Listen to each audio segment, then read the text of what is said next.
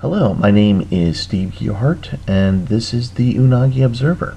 Now, given that the American presidential election is happening in a week, I had the idea to talk a little bit on how the Prime Minister of Japan is elected. Getting to be the Prime Minister of Japan, or as the literal translation calls it, Minister for the Comprehensive Administration of or the Presidency over the Cabinet, is a bit different than the crap show that we Americans are currently going through. Now, here in America, anyone who is 35 years old, is a natural-born citizen, and has lived in America for 14 years can be eligible to run and be President of the United States. While we have a two-party system, third-party candidates or independents can run for president. There are other considerations, like they have to have enough national prestige that they make it on the ballot in each state through petition if they're not a Republican or Democrat, and are usually vetted by their own party after a primary race that runs a year or more before the actual presidential election itself. Oh, and there's that whole electoral college where the members generally not always go with the popular vote to seal candidates winning the presidency. And no, I'm not going to go into the electoral college. Look it up on Google. And no, we're not going to talk about Obama birthing issues. So if you want to talk about that, find somewhere else. In Japan, like I said before, it's a bit different. In Japan, the Prime Minister is not chosen by the people by popular vote, and nor there is a electoral college of sorts. The Japanese elect their members to what is called the National Diet. This is where the people's voting is important. They are voting in persons who not only make the laws, but will also choose the leader of the nation.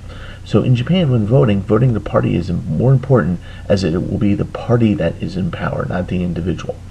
That means that once the National Diet elections happen for members of that particular Congress, the party with the most members get to choose the Prime Minister because they're the dominant force in the National Diet. When the elections do occur, candidates within the respective parties do go out and stump speech like ours do, but it is an effort to show their own party how supported they are by the party's members. Remember, if a party decides to go against the will of its supporters, supporters may leave and either form a new party or go to a rival, therefore decreasing their power in the Diet in the next election.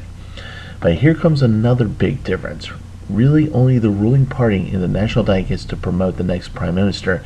If the margin of power is really thin within the National Diet, then a coalition between parties have to be made to elect the next Prime Minister. At this point, the House portion of the National Diet votes to choose the next Prime Minister, while the upper house does the same. This is where it gets interesting. If the party dominates both houses, then the choice is for certain. If they don't, that's when the party coalition comes into play to get the Prime Minister into office.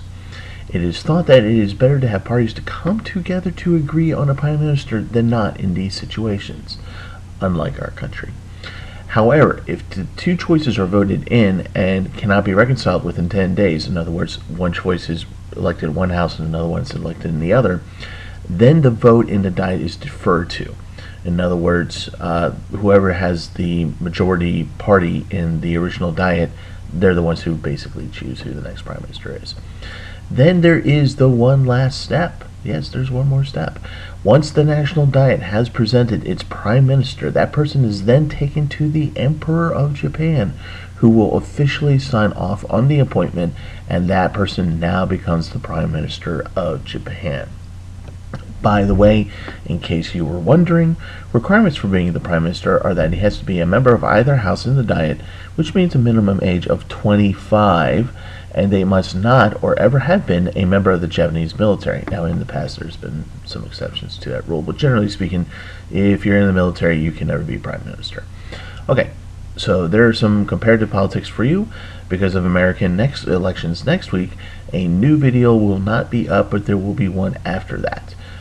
If you are an American watching this, no matter who your horse is in this election, get out there and vote. It's very important.